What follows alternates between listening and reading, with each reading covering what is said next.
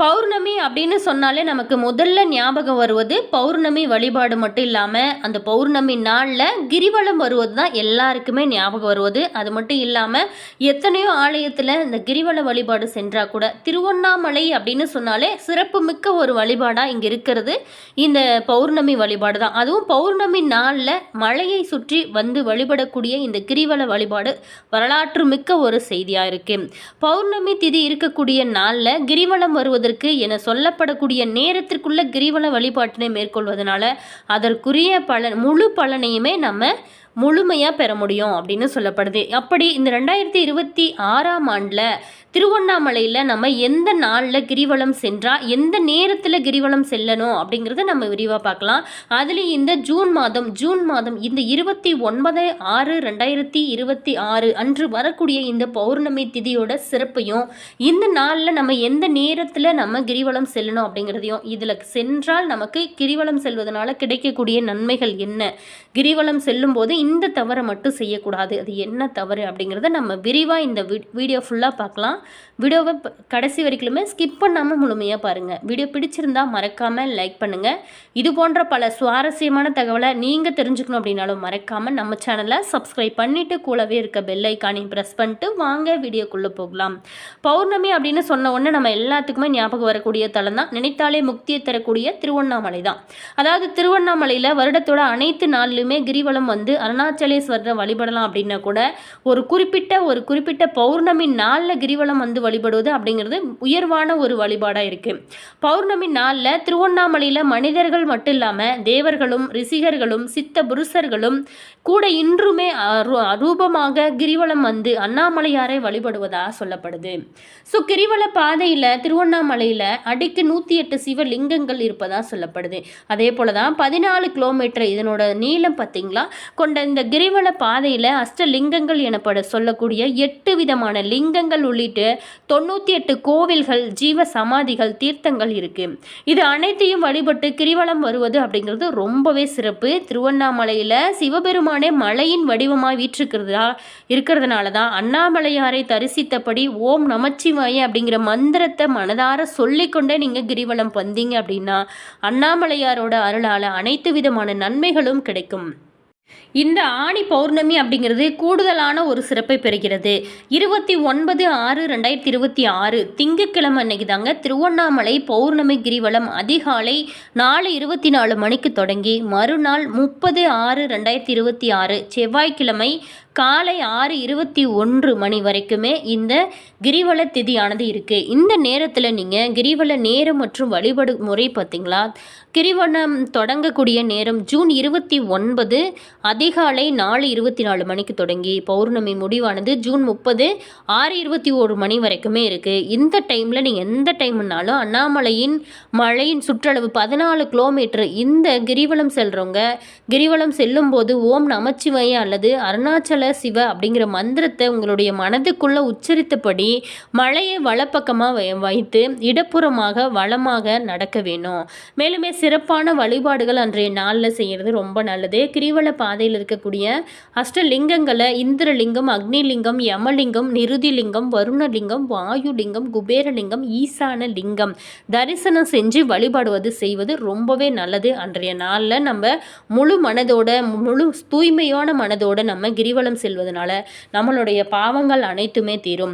திருவண்ணாமலையில் மாதந்தோறுமே பௌர்ணமி நாளில் ஆயிரக்கணக்கான பக்தர்கள் கிரிவலம் வந்து வழிபாடு செய்வது ஒரு சிறப்பான விஷயம் அப்படின்னா கூட இந்த மாதம் அப்படிங்கிறது கூடுதலான ஒரு சிறப்பை பெறுகிறது. திங்கட்கிழமை சிவபெருமானுக்கு உரிய தினத்தில் பௌர்ணமி அமைவது கூடுதலான சிறப்பை பெறுகிறது.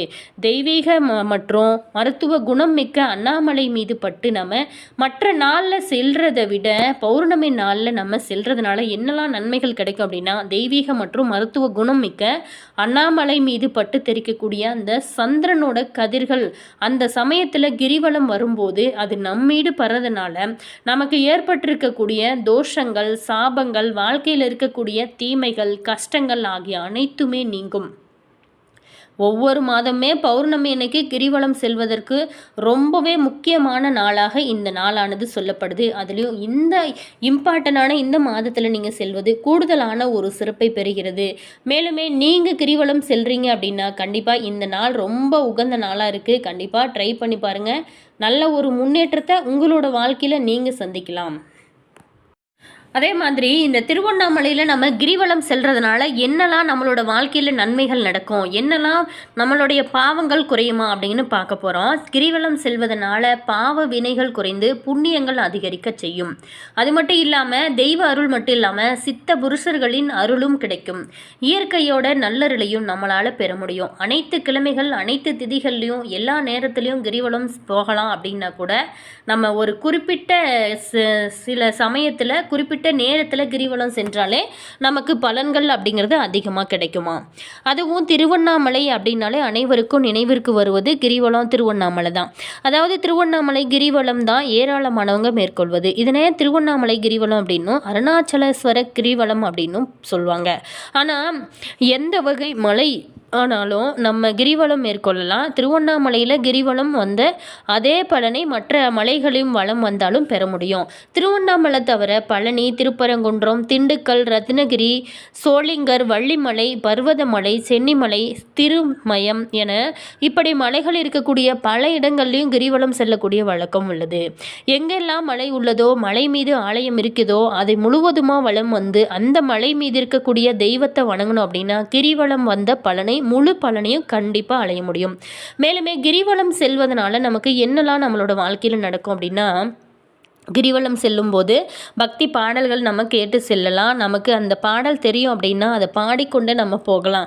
எதுவும் தெரியல அப்படிங்கிறவங்க இந்த திருநாமங்களை மட்டுமாவது சொல்லிக்கொண்டு நம்ம போகலாம்.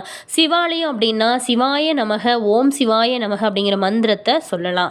முருகன் கோவில் அப்படின்னா ஓம் சரவணபவ அப்படின்றோம். அம்பாள் கோவில் அப்படின்னா ஓம் சக்தி பராசக்தி அப்படின்னு சொல்லிக்கொண்டு நீங்கள் போகலாம்.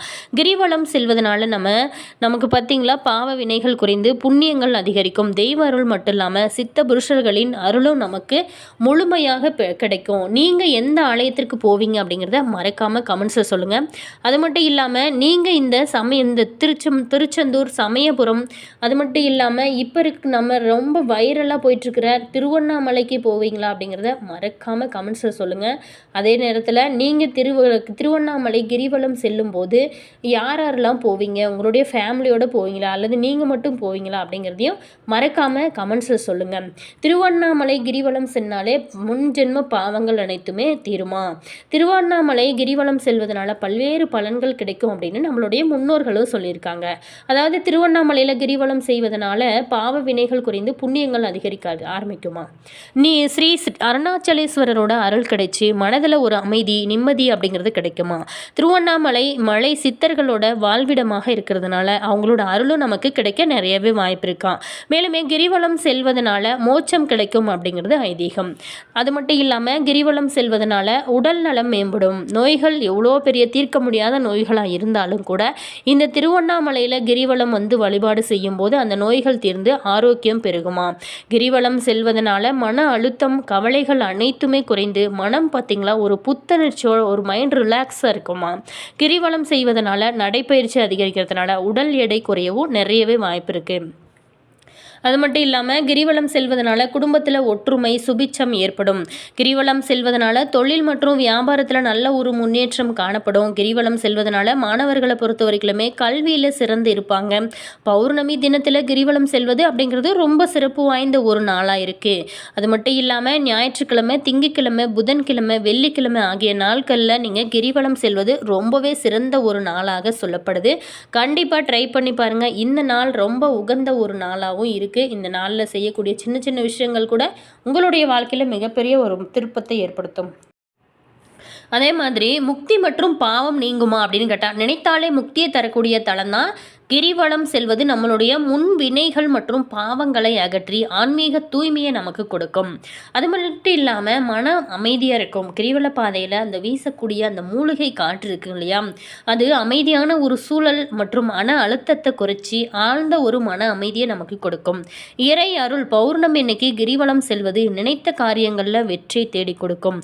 அமாவாசை இன்னைக்கு செல்வது முன்னோர்களோட ஆசையுமே பெற்றுக் கொடுக்கும் அப்படின்னு சொல்லப்படுது.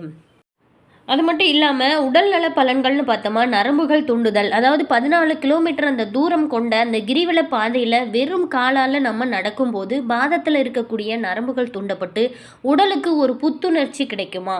அது மட்டும் இல்லாமல் நோய் எதிர்ப்பு சக்தி, அதாவது அதிகாலையில் நம்ம கிரிவலம் போகிறதுனால உடலுக்கு தேவையான வைட்டமின் டி கிடைப்பதோடு மட்டும் இல்லாமல் இரத்த ஓட்டம் சீராகி இதய ஆரோக்கியம் இது அனைத்துமே மேம்படும் அப்படின்னு சொல்லப்படுது. மேலுமே இந்த கிரிவலம் சென்றாலே நம்மளுடைய பாவங்கள், முன்ஜென்ம பாவங்கள், பூர்வ ஜென்ம பாவங்கள், அது மட்டும் இல்லாமல் உடலும் சரி மனமும் சரி தீராத நோய்களும் சரி அனைத்துமே தீரும். உங்களோட வாழ்க்கை ரொம்ப சிறப்பாக இருக்கணும் அப்படின்னு நினச்சிங்களா, தொழிலில் வெற்றி கிடைக்கணும், வாழ்க்கையில் வெற்றி கிடைக்கணும் அப்படின்னு நினைக்கிறவங்க எல்லாமே கிரிவலம் போகலாம். கண்டிப்பாக ட்ரை பண்ணி பாருங்கள். நினைத்தாலே முக்தியை கொடுக்கக்கூடிய தலம் தான் இந்த திருவண்ணாமலை தலம். முடிஞ்சவங்க போயிட்டு வாங்க. இறைவனோட அருளால் இனி வரக்கூடிய காலகட்டங்கள் எப்போவுமே உங்களுக்கு மகிழ்ச்சியாக இருக்கட்டும். எங்களுடைய மனமார்ந்த வாழ்த்துக்களையும் தெரிவிச்சுக்கிறோம். வீடியோ பிடிச்சிருந்தால் லைக் பண்ணுங்கள், கமெண்ட் பண்ணுங்கள், ஷேர் பண்ணுங்கள். உங்களுடைய கருத்தை மறக்காமல் கமெண்ட்ஸில் சொல்லுங்கள். நீங்கள் திருவண்ணாமலை கிரிவலம் போவீங்களா அப்படிங்கிறத மறக்காமல் எங்கள் கூட கமெண்ட் பாக்ஸ் செக்ஷனில் ஷேர் பண்ணிக்கோங்க. தேங்க்யூ.